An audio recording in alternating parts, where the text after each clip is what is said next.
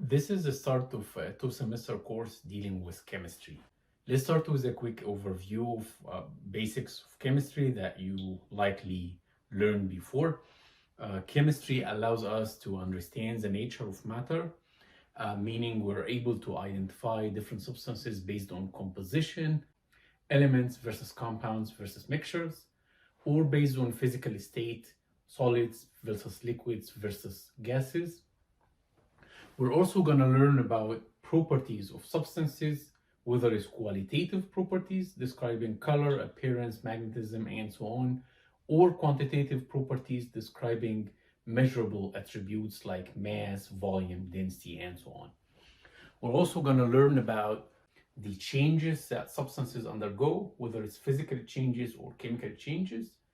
And we'll learn that any change that takes place for any substance has to be the result of the mutual interaction between matter and energy.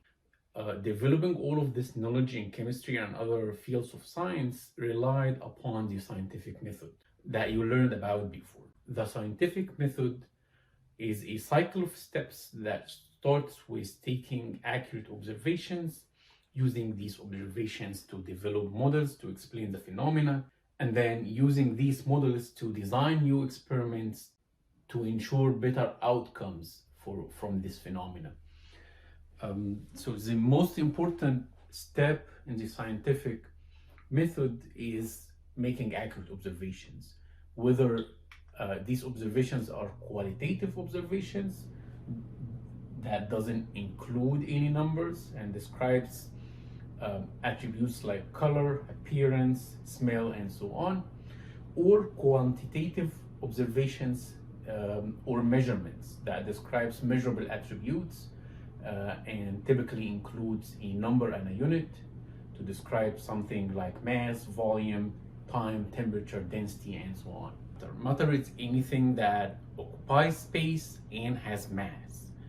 So the first skill that we will learn is identifying different types of substances that we encounter in nature. We have two big categories. First one is pure substances. Those are substances that are chemically pure and cannot be further purified to anything else. And that includes the most simple pure substances, which are elements. When you combine elements together chemically, you make pure compounds with fixed compositions.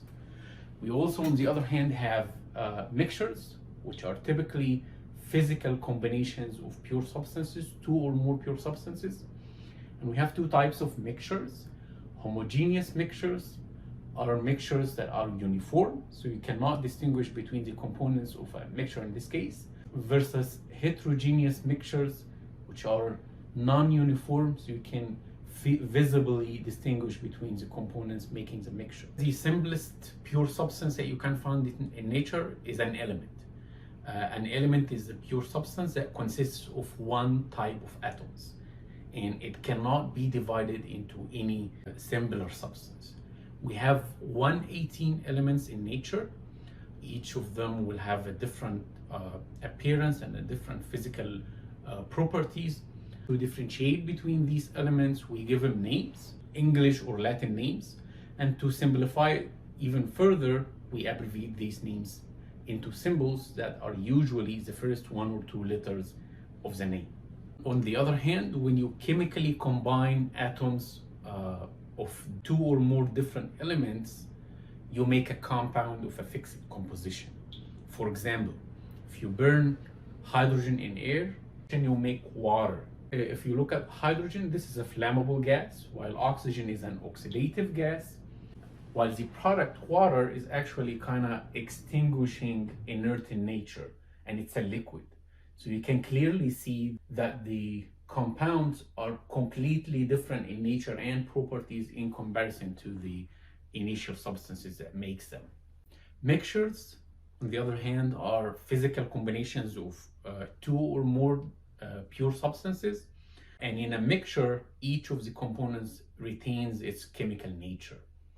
We have two types of mixtures. Homogeneous mixtures, as we said, are uniform, so you cannot distinguish between the components of the mixture. An example for that is a salt solution in water. Once you dissolve salt in water, it's no longer distinguishable.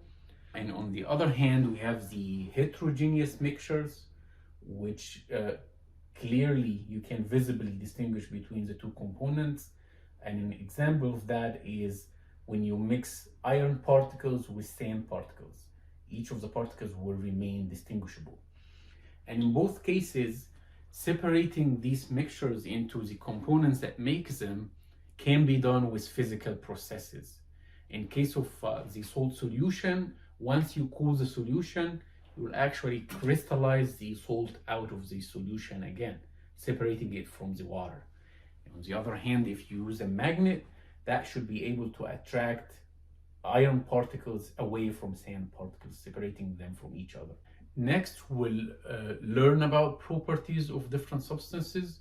We have two types of properties: physical properties versus chemical properties. A physical property describes an attribute or a change that does not alter the chemical nature of the substance, while the chemical property alters the chemical nature of the substance. Most of our focus will be on physical properties of different substances. Those include different properties like color, smell, appearance, mass, volume, density, and so on. So we can classify physical properties in two categories. First one is the extensive physical property, any property that depends on the amount of the sample or the amount of the substance in your sample, such as mass, volume, and so on. Versus intensive properties, those are properties that do not depend on the amount of the substance. Something like density, color, smell is not going to depend on the amount of your substance. Later on, we will learn about the origins of these different physical properties, and we'll understand that those originate from intermolecular forces in the different substances.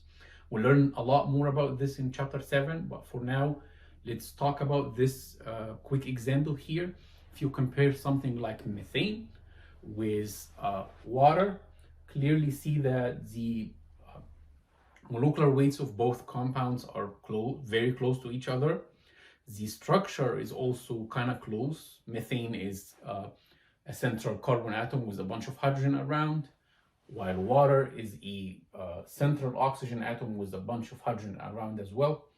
However, the nature and the properties of the two compounds are completely different. Methane is an extremely flammable gas at room temperature. Water is an inert liquid at room temperature. And the reason for that significant difference in nature and properties is the different type of intermolecular forces in these two substances.